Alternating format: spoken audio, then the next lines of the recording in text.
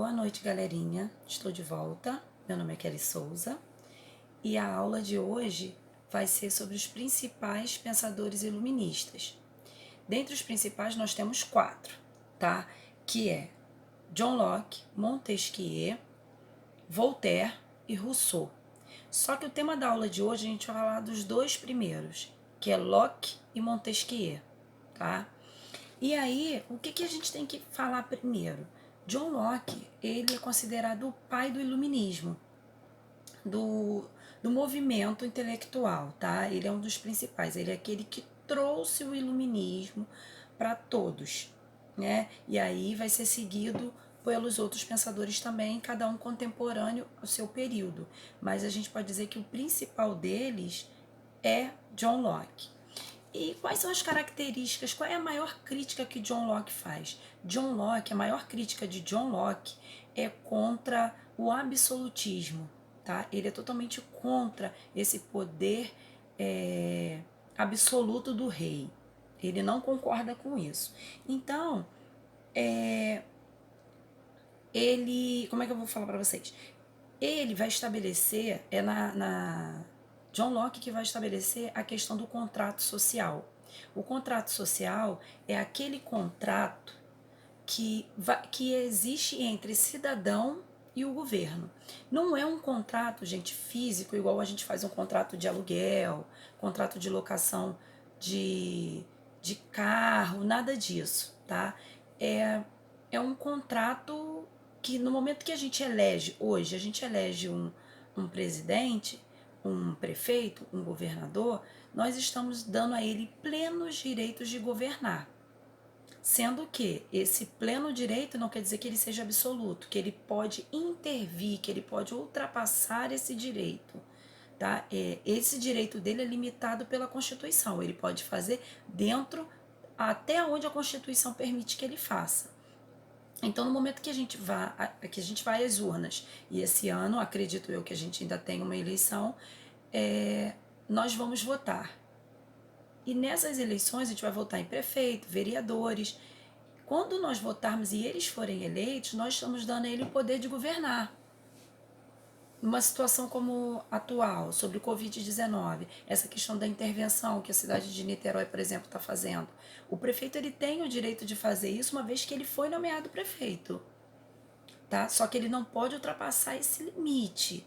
Ele tem que fazer tudo pautado e ele está fazendo isso na questão da segurança. O município de Maricá, por exemplo, onde eu moro, já está pensando também em limitar o acesso à cidade, controlar o acesso à cidade.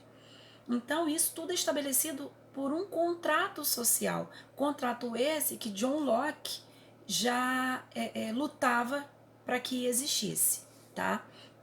Outra característica é que, como eu falei, ele era contra o absolutismo e a teoria do divino. Como assim? O rei ele era eleito porque Deus quis que ele fosse eleito. Então, dentro dessa perspectiva, ele não queria aceitar isso, ele não concordava com isso. Ele queria justamente que o rei fosse eleito, ou no caso, hoje nós temos o presidente, através do povo, vendo qual o benefício que seria para esse povo, que esse povo desenvolveria, né? Se ele iria fazer para esse povo bem, para o povo, para todos, ou para um pequeno grupo, ou para uma pequena oligarquia, né? Então ele era contra a teoria do divino, o poder do rei vindo através de Deus, né? Porque eu não sei se vocês sabem, mas o rei ele só era legitimado através da sua coroação e normalmente quem coroava era a igreja.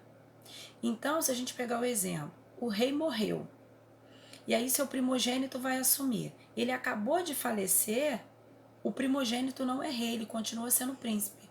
Eu não sei se vocês já observaram isso, mas nos filmes mostra, logo após geralmente eles cremavam nessa época, né? Logo aquela após de cerimônia de morte, né, do rei, vinha a cerimônia de coroação. Justamente para quê? Para que o novo rei fosse coroado. E só era legitimado através da igreja, ou era por um padre, papa, bispo, enfim, alguém do clero.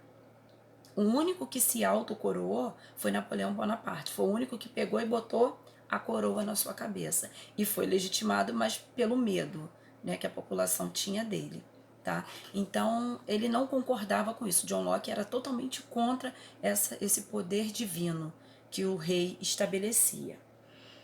Outra coisa importante da gente falar sobre John Locke era o liberalismo político, ou seja, as decisões do Estado deveriam ser compartilhadas pelos cidadãos.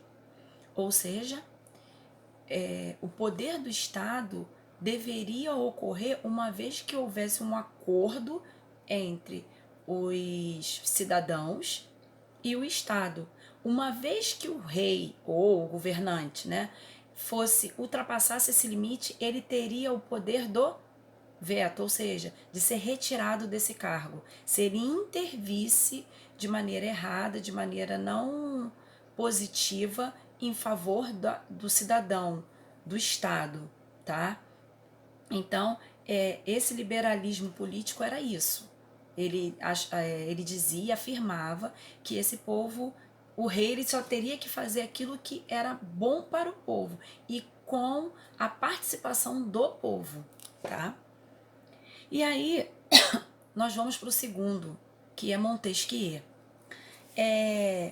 O que Montesquieu vai... A grande característica de Montesquieu, a independência dos poderes, legislativo, executivo e judiciário.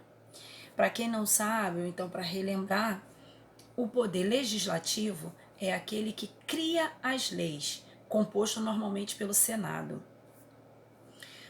O executivo é aquele que executa, né?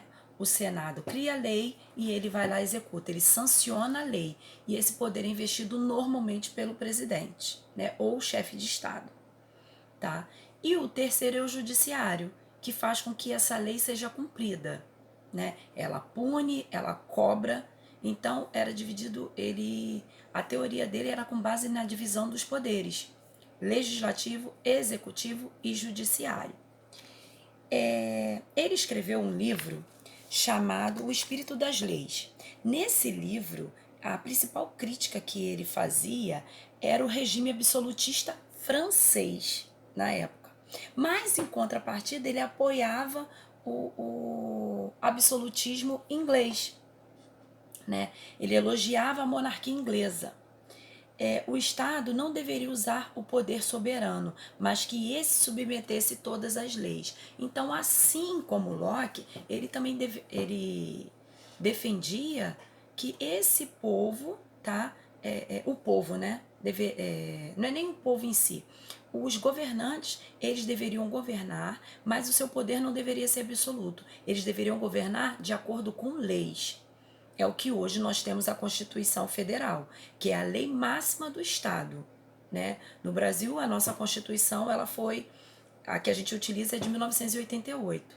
Então, assim, o presidente da República, ele não pode ultrapassar essa esfera sobre a sanção do impeachment, que foi o que aconteceu há anos atrás com Fernando Collor de Mello e, por último, com a Dilma Rousseff. Foram os dois presidentes no Brasil que sofreram impeachment. E aí, por quê? Porque, segundo as leis, foi levantado o processo, e eu não vou entrar nessa esfera de discussão se foi legal, se não foi legal, mas o fato é que eles sofreram um impeachment. Tá? Então, esses dois pensadores, eles vinham com essas ideias iluministas, porque, como eu falei para vocês, o iluminismo ele ocorre através da razão. Não é mais no campo do divino, o que Deus falou, o que Deus quer, né? Que eles governavam.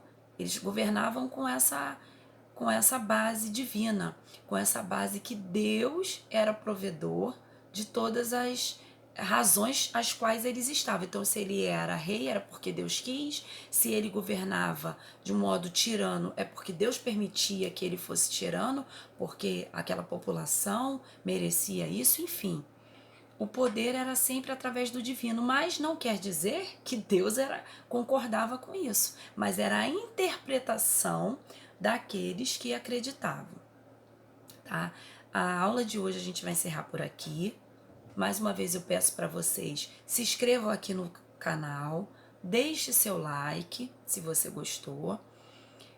Se você tem alguma dúvida, você quer um vídeo, você quer dar dica de vídeos que fale de história ou de sociologia, deixe na descrição ou aqui do vídeo, né, no comentário aqui do vídeo, ou vai lá no Instagram, profa.kellysouza, deixa lá no seu direct, ou através do e-mail, que é profa.kellys01@gmail.com. Agradeço mais uma vez a todos que assistiram e não deixe de dar a sua curtida e se inscrever aqui no canal. Fiquem com Deus e até a próxima aula.